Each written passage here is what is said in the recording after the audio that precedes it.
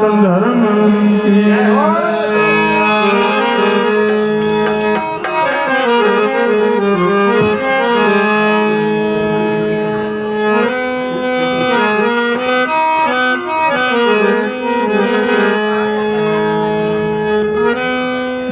कपटी काग के संग में, कपटी काग के संग में हंस विचरियो विदेश। वृक्ष डाल बैठाए ने तो हंस गयो निज देश।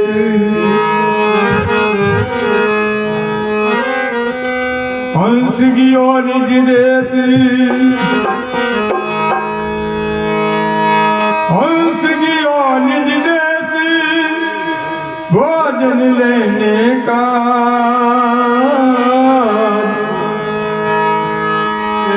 वृक्ष नीचे पारदीसु तो ऐ विचार कियो काग। विचार करने का डूबियो और हंसो बैठो या।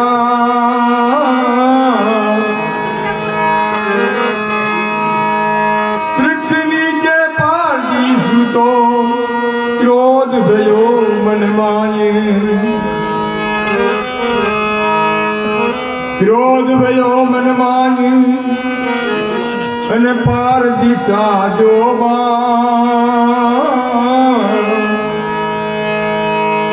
हंस हृदय घायल हुआ तो हंस तजिया प्राण। हंस हृदय घायल हुआ तो हंस तजिया प्राण।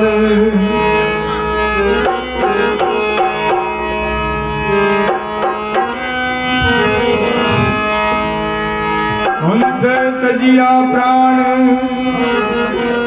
राम नाम मुख से उचारी।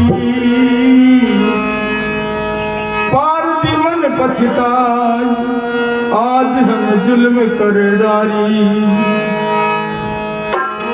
काग कुसंगे हंस अणाया इन काले किया कले।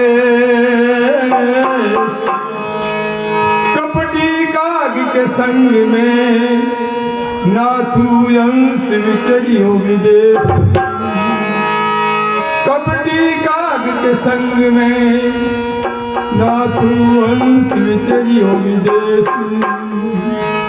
बोलो सद्गुरु भगवान की। सजनों, संग दोष लगता है। जैसी हम संगति करते हैं वैसा ही हमें फल मिलता है। अगर हम चोर की संगति करेंगे तो चोरी सीखेंगे, और कोई जुआरी की संगति करेंगे तो जुआ खेलना सीखेंगे, और कोई लोफर लुच्चा लफंगा कोई डंडीबाज उसके साथ करेंगे तो हमें उसका संग लगेगा, हम वैसे हो जाएंगे। और अगर कोई सत्संग का संग करेगा तो सत्संग का रंग लग जाएगा। और सत्संग ही इस संसार में सबसे महान बताइए। ऋषियों ने, मुनियों ने, सब जितने संत हुए, यहाँ तक कि व्यासपुत्र श्री सुखदेव मुनि ने कहा है, तपस्या वर्ष 1000 की सत्संग की पल है। 1000 वर्ष की तपस्या और एक पल ही सिर्फ सत्संग की पल एक, तो ही ना हो तो बराबरी यूं सुखदेव की हो विवेक। क्यों नहीं होता है बराबरी? वो तो 1000 वर्ष तपस्या करता और सत्संग में एक पल। कारण क्या है? तपस्या करने वाला रिद्धि को प्राप्त करेगा, सिद्धि को प्राप्त करेगा, कोई वरदान की प्राप्ति करेगा, इंद्र के शासन को डुला देगा, राज का शासन कर लेगा, और बहुत सारे संसारिक जो माया कार्य है वो कर लेगा, लेकिन आवागमन से नहीं बचेगा वो। जन्म तो उसको लेना पड़ेगा, जन्म मरण से रहित नहीं होएगा, इसलिए उससे कुछ बनने वाला नहीं है।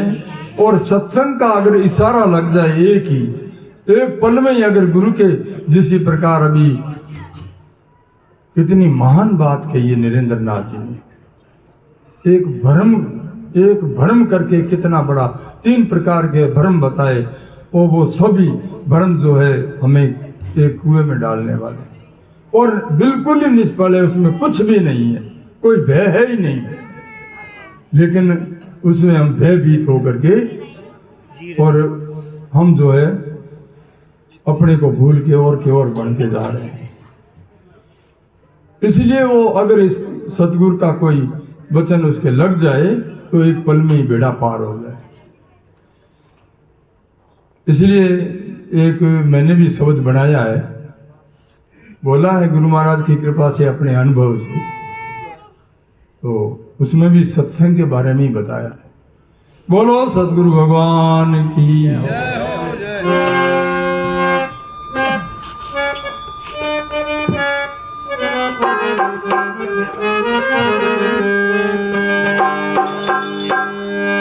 अरे चाल सखी चाल सत्संग ले जाऊं, अरे चाल सखी चाल सत्संग ले जाऊं,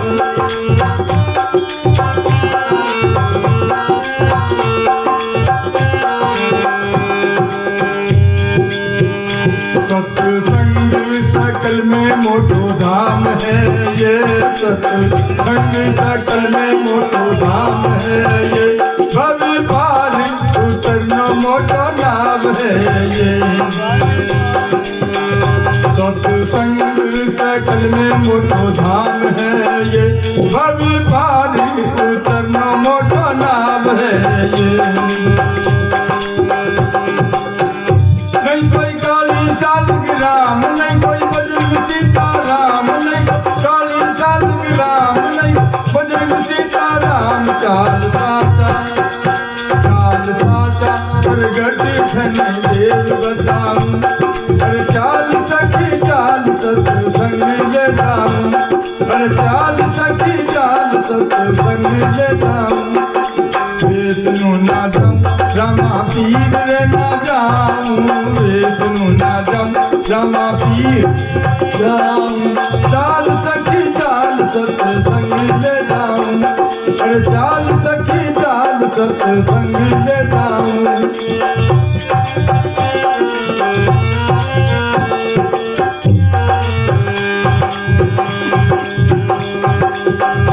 याद तुमको करे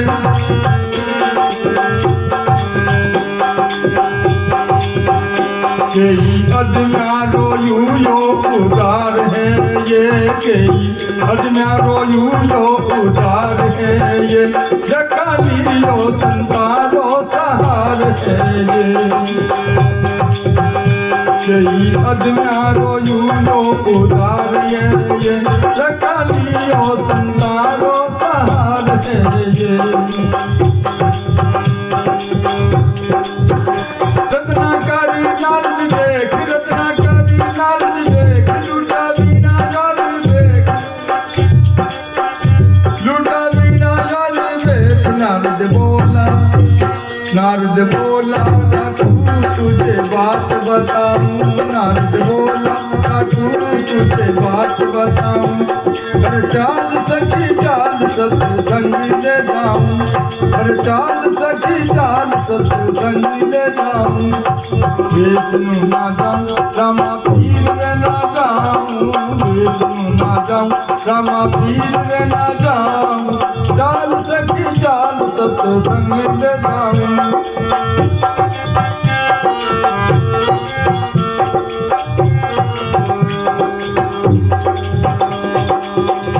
याद तुमको करे अपराध भारी रे, याद तुमको करे अपराध भारी रे, इसमें कुन कुन है धारो बाकी जारी रे,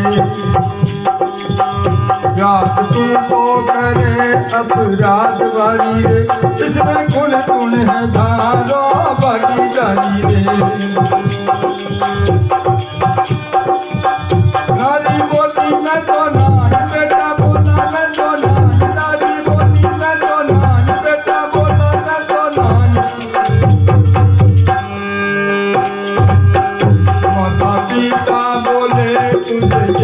बताऊं, माता पिता बोले तुझे क्या बताऊं।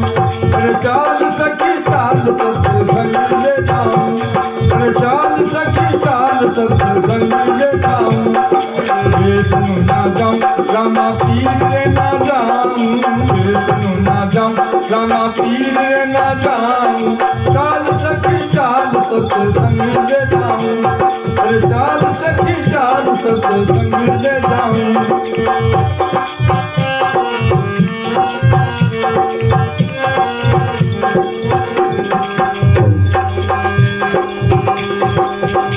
देखो संतों के संग का उपदेश ऐसा, देखो संतों के संग का उपदेश ऐसा, नहीं भारत में किसी वाल्मीकि जैसा। देखो संतों के संग का उपदेश ऐसा, नहीं भारत में किसी वाल्मीकि जैसा। देखो संतों का उपकार रत्नाकर का किया उद्धार, देखो संतों का उपकार रत्नाकर का किया उद्धार।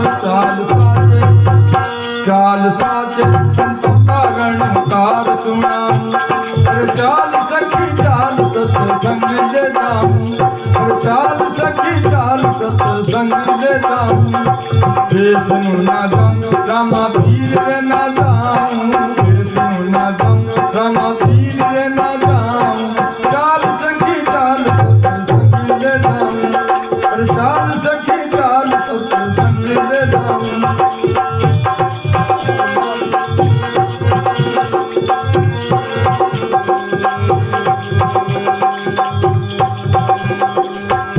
मारा बालकनाथ गुरु श्याम है ये, मारा बालकनाथ गुरु श्याम है ये, चारों रेड़ी गाम अस्तान है ये। मारा बालकनाथ गुरु श्याम है ये, चारों रेड़ी गाम अस्तान है ये। चारों सेवक बाजनाथ लेवे जब तुम्हारे साथ, चारों सेवक बाजनाथ लेवे जब तुम्हारे साथ में। मैं तो रात दिवस गुरु का गुण गाऊं, अरे चाल सखी चाल सत्संग ले जाऊं, अरे चाल सखी चाल सत्संग ले जाऊं। विष्णु ना जाऊं रामा पीर ना जाऊं, विष्णु ना जाऊं रामा पीर ना जाऊं। चाल सखी चाल सत्संग ले जाऊं, अरे चाल सखी चाल सत्संग ले जाऊं।